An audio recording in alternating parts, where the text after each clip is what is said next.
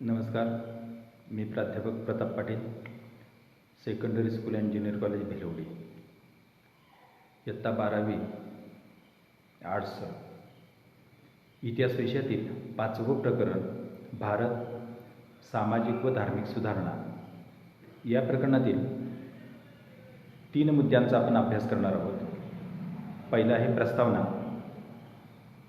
त्यानंतर घटक पहिला सामाजिक व धार्मिक सुधारणांची आवश्यकता आणि घटक दुसरा सुधारणा पर्व.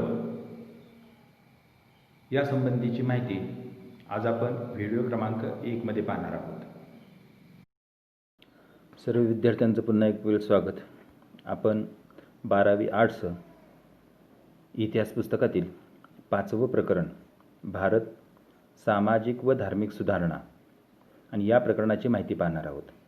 या प्रकरणामध्ये 5 घटक आहेत. पहिला घटक आहे सामाजिक व धार्मिक सुधारणांची आवश्यकता. दुसरा जो घटक आहे सुधारणा पर्व. तिसरा घटक म्हटलेला आहे धार्मिक सुधारणा चळवळ.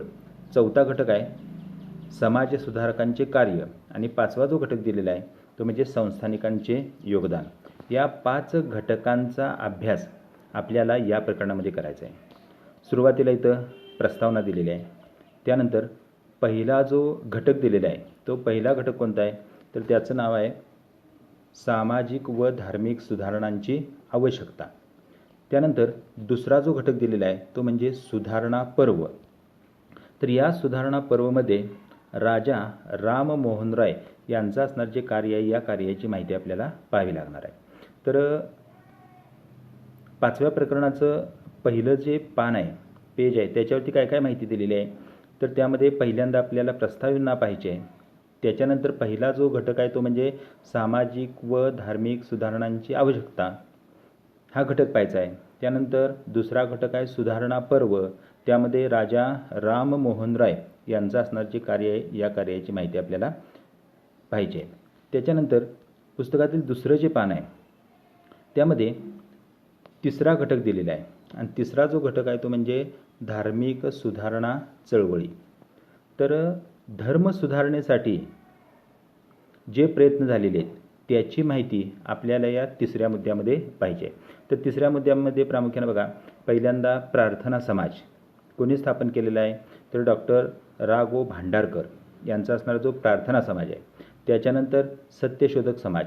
आता या सत्यशोधक समाजाची स्थापना केलेली आहे महात्मा ज्योतिबा फुले आणि त्यांच्या पत्नी सावित्रीबाई फुले या दोघांनी धर्म सुधारण्यासाठी केलेले जे प्रयत्न आहेत त्याची माहिती इथं पाहावी लागणार आहे. त्याच्यानंतर काय म्हटलेलं आहे तर आर्य समाज.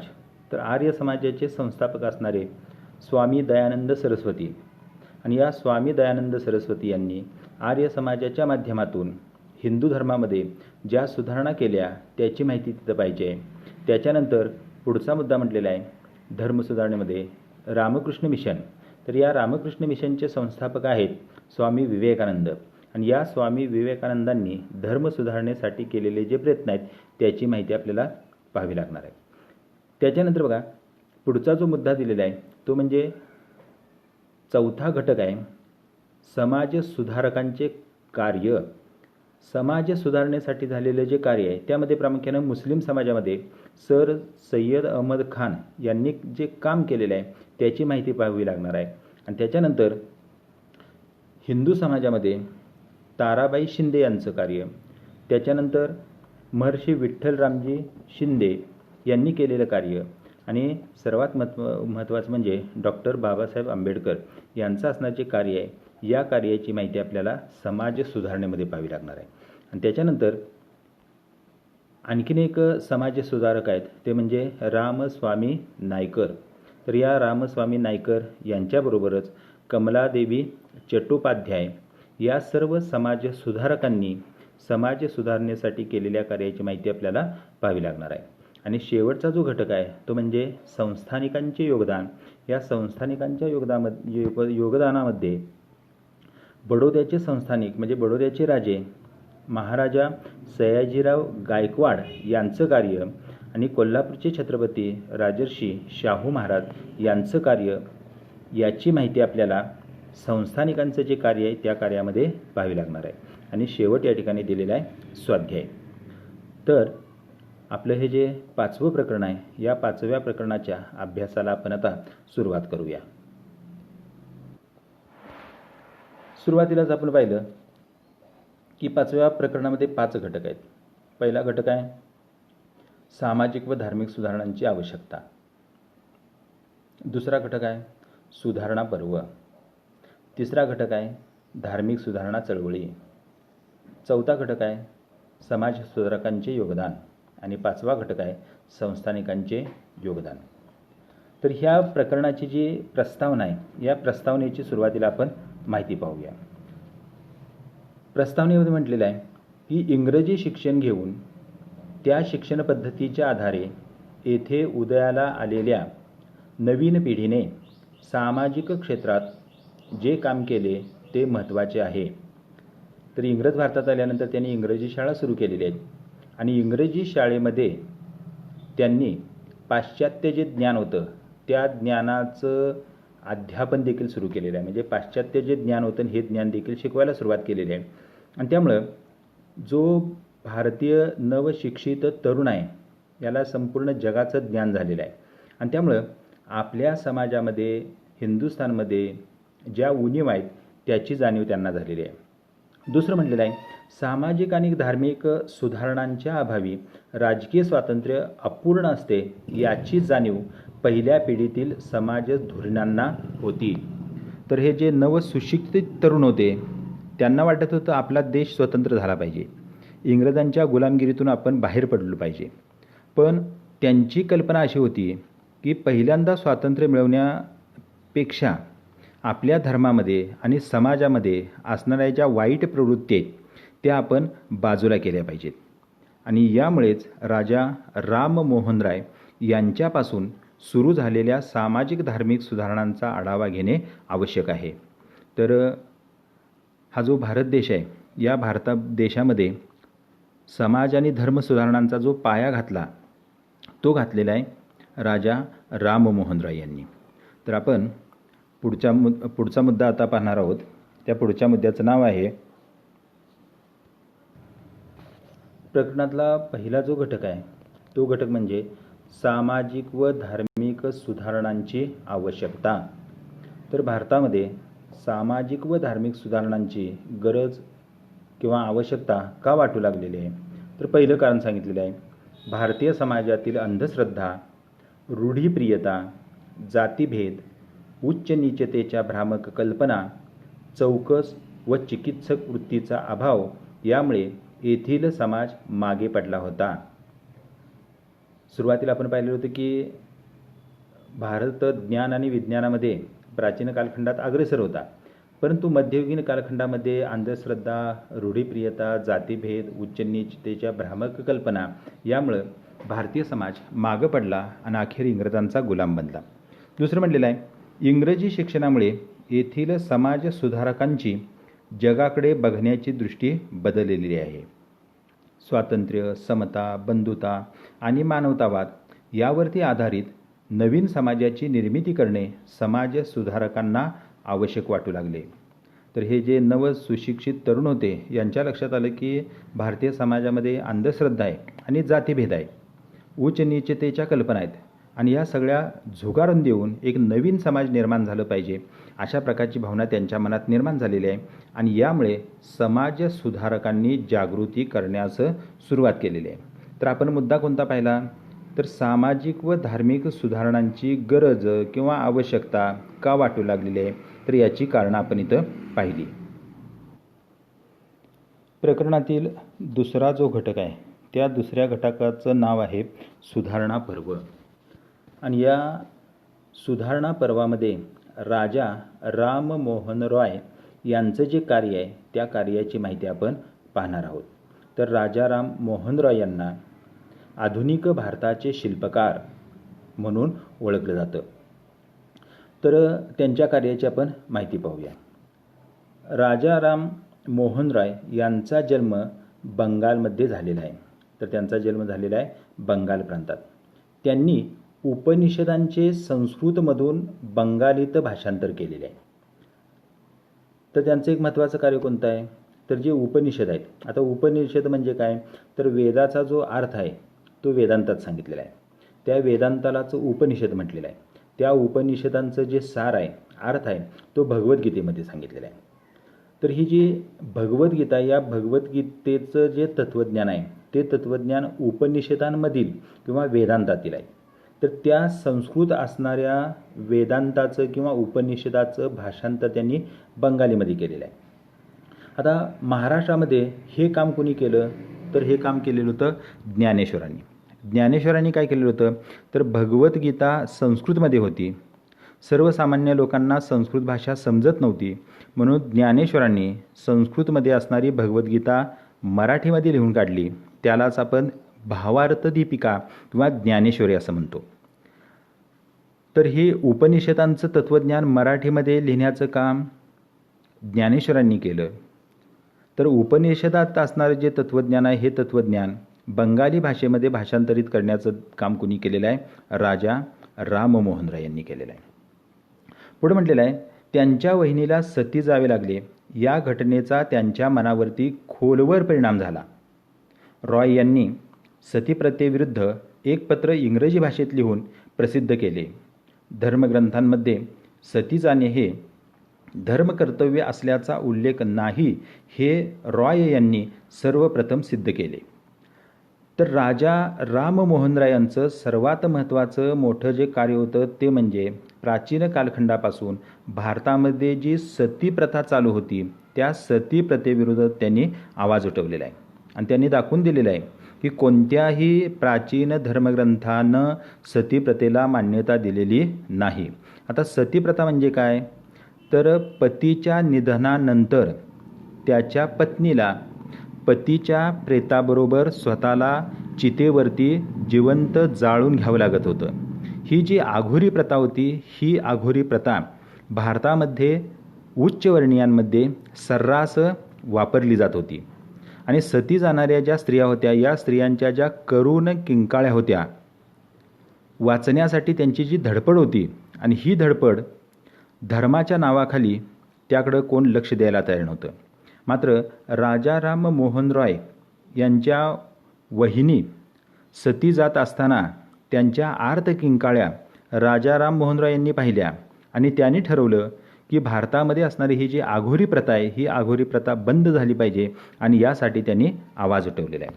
आणि त्याचा परिणाम काय झाला, तर 1829 मध्ये governor general Lord William Bentinck यांनी सती प्रथा नष्ट केली, आणि त्यामागे रॉय यांचे प्रयत्न कारणीभूत आहेत.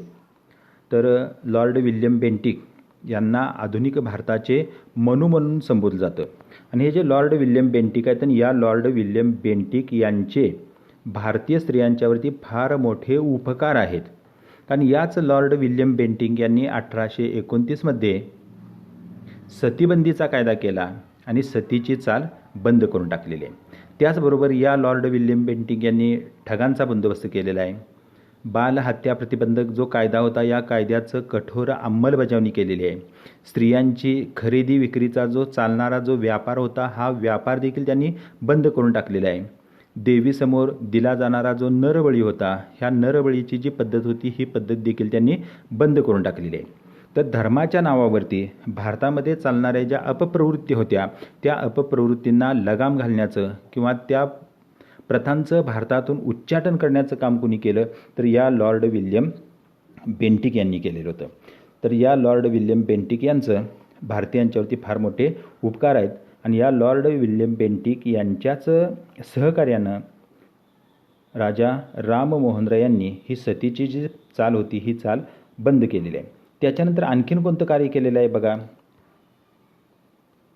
तर बालविवाह आणि पडदा पद्धत यालाही त्यांनी विरोध केलेला आहे.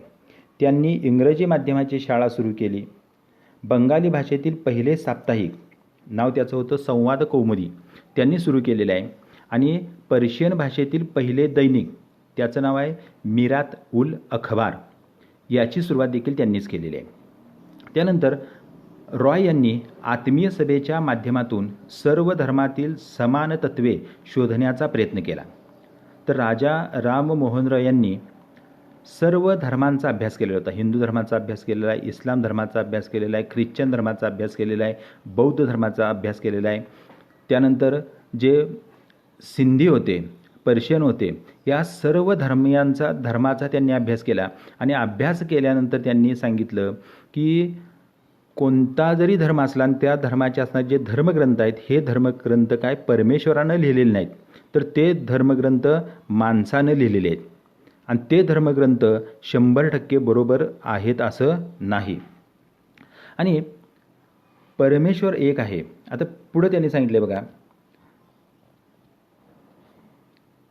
1828 ब्राह्मो समाज स्थापन करून ईश्वर एकच आहे आणि त्याला प्रसन्न करण्यासाठी मूर्तीपूजेची गरज नाही असे प्रतिपादन राजा राम मोहन राय यांनी केलेलं आहे. तर सर्व धर्मांचा तौलनिक अभ्यास केल्यानंतर त्यांच्या लक्षात आलं या जगाचा निर्माता, नियंता, पोशिंदा एकच आहे आणि तो मूर्तीमध्ये नसतो.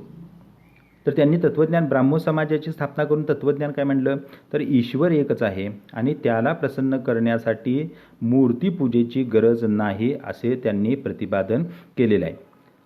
तर ईश्वर एकच आहे आणि तो मूर्तीमध्ये नसतो. हे जे तत्त्वज्ञान, हे तत्त्वज्ञान कुठं आहे, तर ते उपनिषदामध्ये, त्यालाच आपण वेदांत म्हणतो, त्यालाच आपण भगवद्गीता असं म्हटलेलं आहे. आणि त्या भगवद्गीतेमध्ये सांगितलं आहे की परमेश्वर हा या जगाचा निर्माता एक आहे आणि तो कोणत्याही मूर्तीमध्ये नसतो. तर भगवद्गीतेनं तत्त्वज्ञान काय सांगितलं, परमेश्वर कुठं असतो, तर प्रत्येकात जो जिवंत दिसतो, सजीव दिसतो, त्याच्या अंतःकरणामध्ये कोण आहे, परमेश्वर आहे. आणि प्रत्येक सजीव हा परमेश्वर असल्यामुळं जातीभेद मानू नका आणि हत्या करू नका, दुसऱ्या जीवाची हत्या करू नका. आपण देवाला प्रसन्न करून घेण्यासाठी बोकड कापतो आणि त्यावेळी भगवद्गीता काय सांगते की मला प्रसन्न करून, देव कोण आहे, मी, तर मला प्रसन्न करून घेण्यासाठी तुम्ही बोकड कापता. त्या बोकडाच्या अंतःकरणामध्ये जो आत्मा आहे, जो जीव आहे, तो कोण आहे, मीच आहे. म्हणजे मला प्रसन्न करून घेण्यासाठी तुम्ही माझीच हत्या करताय. तर हे भगवद्गीतेचं जे तत्त्वज्ञान होतं त्यामध्ये काय म्हटलं आहे, आता भगवद्गीतेमध्येच नव्हे तर इस्लाम असेल किंवा इस्लाम धर्मियांचा कुराण हा धर्मग्रंथ असेल किंवा ख्रिश्चनांचा बायबल असेल, हिंदूंचा भगवद्गीता असेल, या प्रत्येक धर्मानं एकच सांगितलेलं होतं की परमेश्वर एक आहे आणि तो मंदिरामध्ये नसतो. तर हिंदू धर्मामध्ये काय सांगितलं आहे, तो परमेश्वर कुठं असतो, प्रत्येकाच्या अंतःकरणात असतो आणि त्यामुळे जातीभेद मानू नका आणि प्रत्येकजण एकमेकाचा कोण आहे, भाऊ आहे. तर ही जी कल्पना होती, ही जी भावना होती, ही व्यक्त करण्याचं काम या ब्राह्मो समाजाच्या माध्यमातून राजा राम मोहन राय यांनी केलेलं आहे. पुढे म्हटलेलं आहे, राजा राम मोहन राय यांनी दक्षिण अमेरिका खंडातील स्पॅनिश वसाहतीक साम्राज्याविरुद्ध चाललेल्या स्वातंत्र्य चळवळीची दखल घेऊन तिला पाठिंबा दर्शविला आणि स्पेनमधील राजेशाहीच्या विरोधातील उदारमतवादी लोकांना रॉय यांनी पाठिंबा दिलेला आहे. तर हे जे वसाहतवाद होते, या वसाहतवादाला देखील त्यांनी विरोध केलेला आहे. 10वं म्हटलेलं आहे, 1830 मुघल बादशाहाची बाजू मांडण्यासाठी ते इंग्लंडला गेले होते आणि मुघल बादशहाने त्यांना राजा हा किताब दिलेला आहे.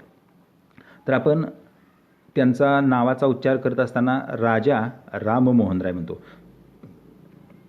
राजाराम असं त्यांचं नाव नाही, राजा हा त्यांना दिल्लीच्या बादशहानं दिलेला किताब आहे आणि त्यामुळे नाव त्यांचं काय आहे, राम मोहन रॉय आणि राजा हा त्यांना मिळालेला किताब आहे आणि त्यामुळे आपण त्यांना काय म्हणतो, राजा राम मोहन राय. तर राजा हा किताब दिल्लीच्या बादशहाने त्यांना दिलेला होता.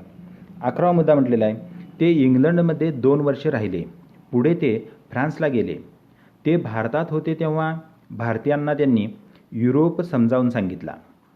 आता भारतात असताना त्यांनी काय केलं, युरोप समजावून सांगितलं. युरोप समजावून सांगितलं म्हणजे काय, तर युरोपियन लोकांनी जी प्रगती केलेली आहे ती विज्ञानामुळं आणि त्या विज्ञानाचा अंगीकार, विज्ञानाचा स्वीकार आपण केला पाहिजे असं त्यांनी भारतीयांना पटवून दिलेलं आहे.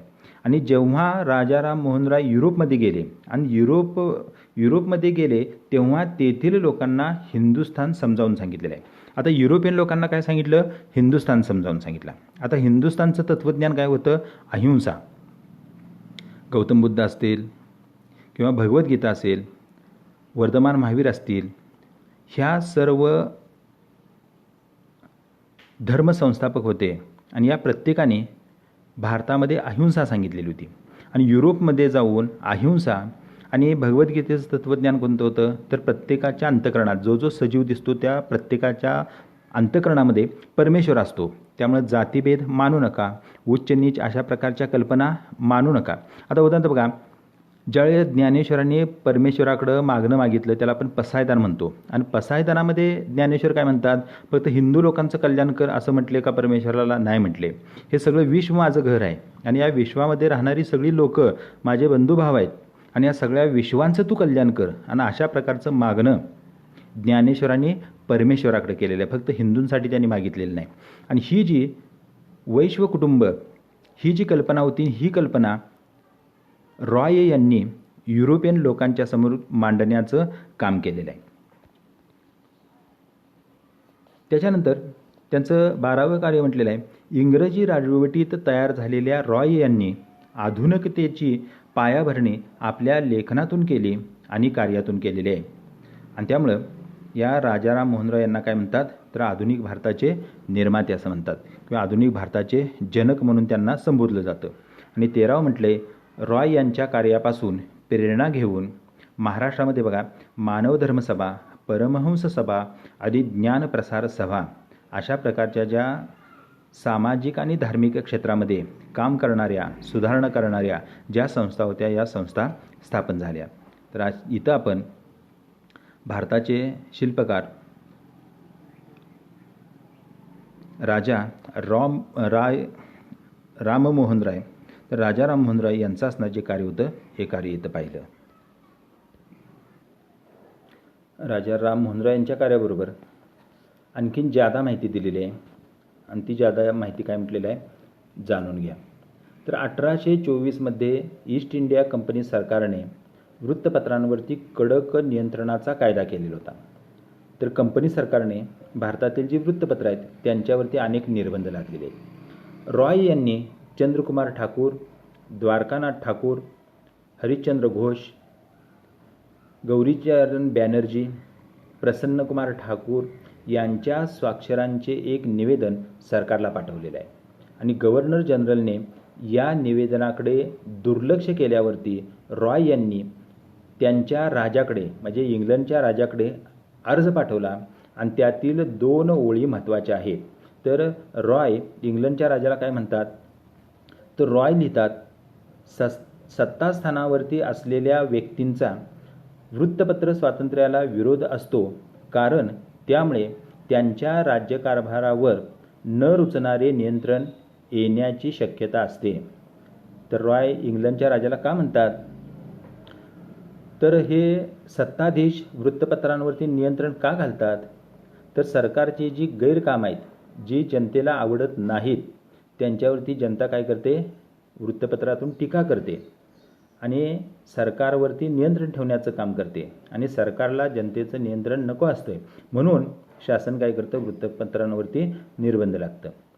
तर रॉय यांनी वृत्तपत्रांवरती असणारे जे निर्बंध होते आणि या निर्बंधाविरोधात देखील ब्रिटिश सम्राटाकडं इथं तक्रार केलेली आपल्याला पाहायला मिळते.